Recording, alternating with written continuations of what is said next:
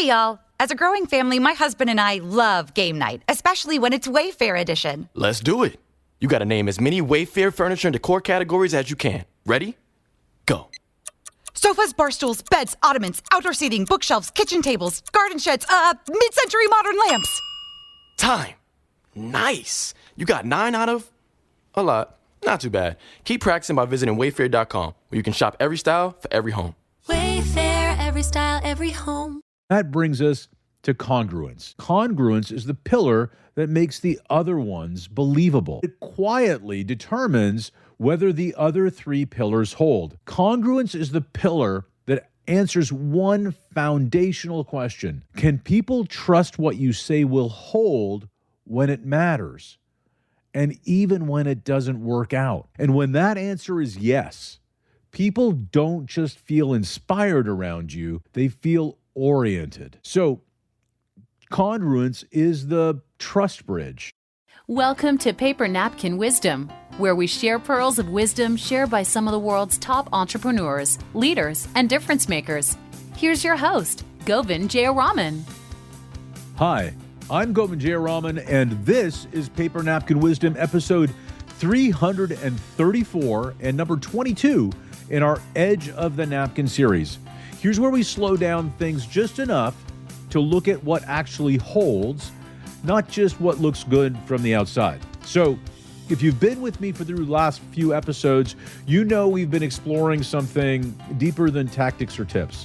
We've been talking about what I call your magnetic growth aura, the felt experience people have when they're around you. Not what you say about yourself, not what you intend and fail to act on, but what others experience over time with your presence. In episode 330, just 4 episodes ago, we talked about the 4 pillars that shape the aura: confidence, congruence, calm, and contribution.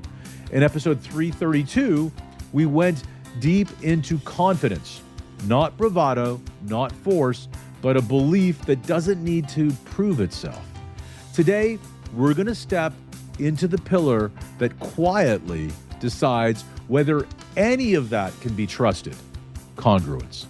And as you listen, you might begin to notice moments in your own life where words move faster than reality, where being nice replaces being true, where small, tiny misalignments quietly drain energy, trust, or even your very presence.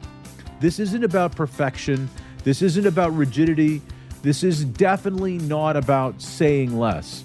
It's about alignment of your thought, word, action, and spirit.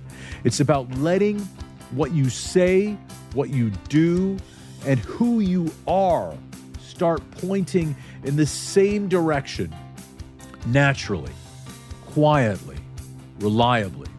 So as you listen today, you might find yourself reflecting on a few simple questions. Where does my yes still feel clean? Where has it become automatic, habitual, dogmatic? And what would shift in my words if I slowed down just enough to match my life? You don't have to answer those questions right now. Just notice what shows up as you listen, because sometimes the smallest adjustments create the strongest signal. So let's dive in. In episode 330, we talked about something you can't fake. Not a tactic, not a strategy, and not charisma. We called it our magnetic growth aura. And our auras aren't something we say about ourselves. It's what people feel when they're around you. It's the experience others have of your presence over time. And we said that this aura rests on 4 pillars: confidence, belief made visible, congruence, alignment made reliable, calm, which is space under pressure, and contribution, value beyond self. When these 4 are aligned, people experience you as steady, trustworthy, safe to grow around. When they're not aligned, people often can't explain what's wrong. They just feel hesitation, a subtle lack of trust, a need to double check on things and results. And that's because the aura doesn't collapse from big failures. It leaks through small misalignments that people feel and they pick up on. And that brings us to congruence.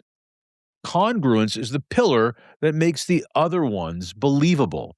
It's not flashy, it's actually quiet, and it doesn't announce itself. It rarely gets any credit at all, but it quietly determines whether the other three pillars hold. Confidence can just light you up, but without congruence, it feels inflated, arrogant.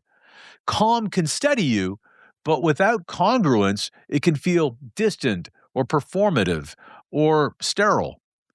Contribution can point you outward, but without congruence, it feels risky.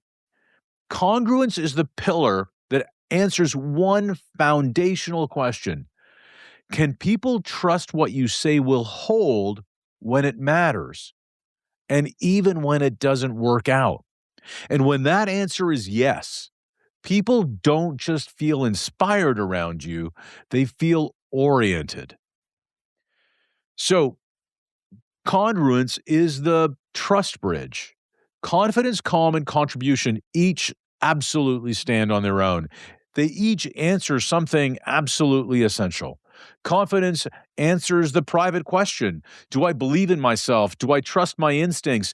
Do I give myself permission to decide, to lead, to act? But belief alone stays internal. It lives inside you. Congruence is where that belief becomes visible. It's where confidence stops being a feeling and starts showing up as behavior. Not loudly, but reliably. Calm answers another question. Can I hold space under pressure? Can I stay present when things are tense, uncertain, or emotional? Calm on its own, though, can disappear when it matters. It can be felt internally and never actually land with others. Congruence is what lets people experience your calm. Because when pressure shows up, your words don't change, your commitments don't wobble, and your actions stay absolutely aligned. People just don't sense that you're calm, they trust it. Contribution answers a bigger question. Am I here for myself, or am I here for something bigger? Is my energy pointed outward? Is what I'm doing meant to serve something beyond my own ego? But contribution without congruence is aspirational, well-intended, generous in theory. Congruence is what makes that contribution dependable, because people can rely on what you say while you're serving them, not because you care, but because you follow through. So congruence isn't answering three different questions. It's doing one thing quietly and powerfully.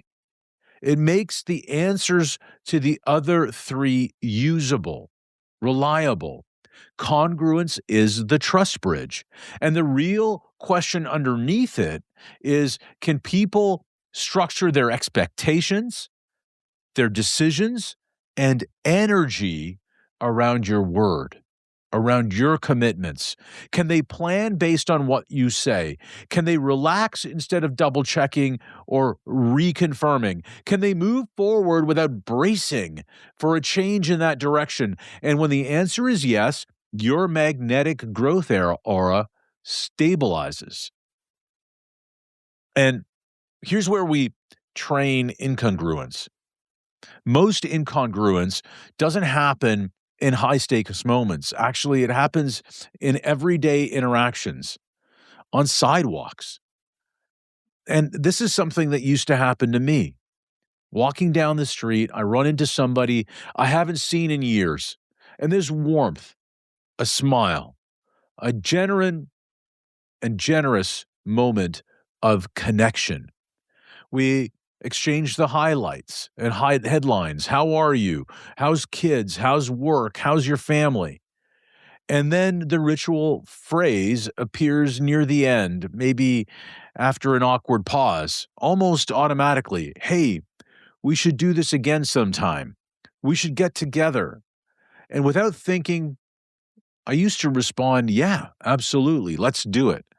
And I would say it because I didn't want to be rude, because I didn't want to disappoint or create a confrontation, or that's what nice people say. And I'm a nice person, so I wanted to be nice.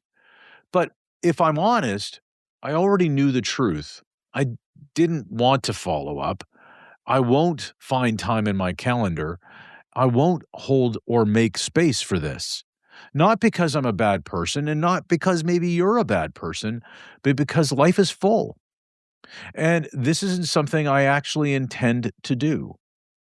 Now, that moment may seem harmless to you, but it trains something important. In that instance, you made a micro trade. You made a trade of truth for comfort. And three things happen. Your nervous system and unconscious learns that truth is optional. The things that you say don't need to happen. You teach yourself that it's okay to say what isn't real if it keeps things smooth. Your words lose a little bit of weight, not dramatically, not in a lightning bolt, but subtly, to you first in your unconscious and then to others. And you can create invisible obligations. That future sometime you'll quietly avoid, a small leak of energy and credibility that you're aware of. And this is how congruence erodes politely. Congruence doesn't require you to be cold. It doesn't even require you to explain yourself. It asks you to be accurate. Congruence would sound in that same situation, and this is something I've learned to say, hey, it was awesome to see you today. All of that's true. All of that is kind, and it's clean. Kindness without clarity isn't kindness. It's avoidance, and avoidance slowly collapses trust. So, say what you do what you say. As training, not as morality. As training for your nervous system, as training for your unconscious mind. We often hear say what you do what you say as a character rule. It's not. It's nervous system and unconscious mind training. It's the discipline of slowing your mouth down until it matches your life and your values.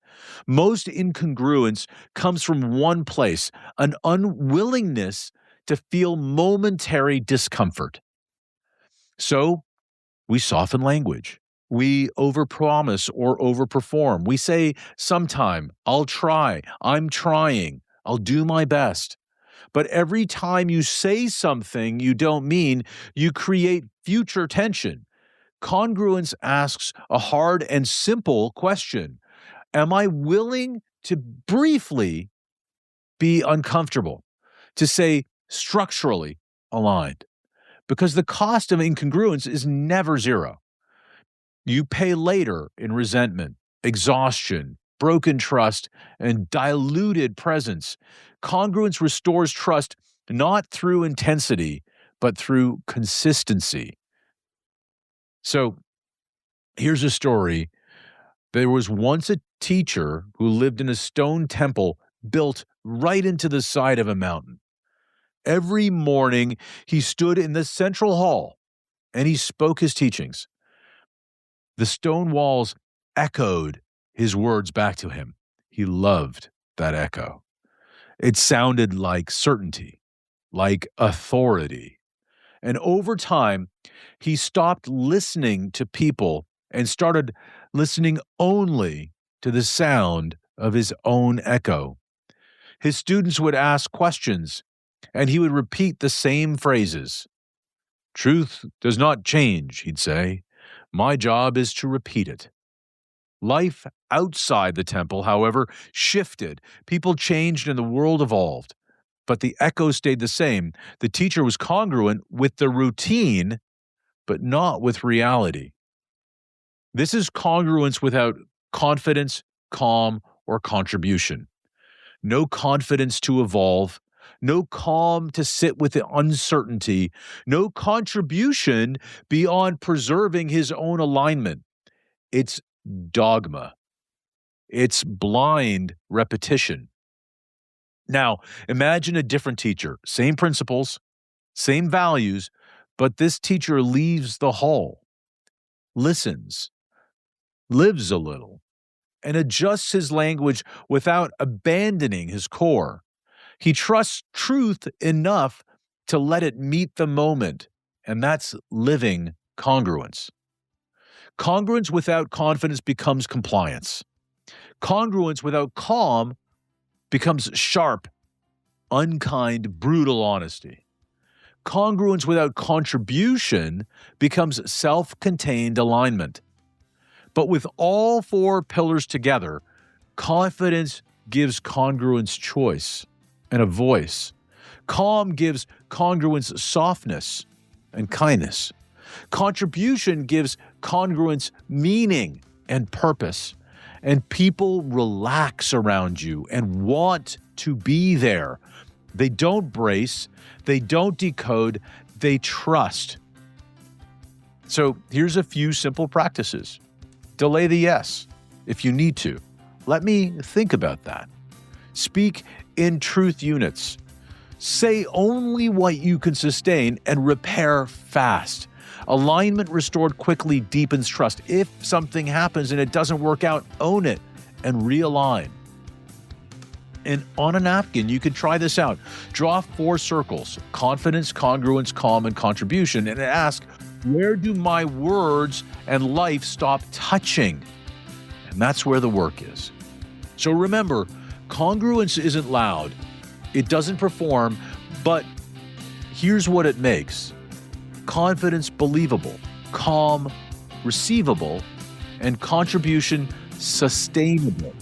Say what you do what you say, and let your magnetic growth aura be built on alignment, not performance. And make it a great day.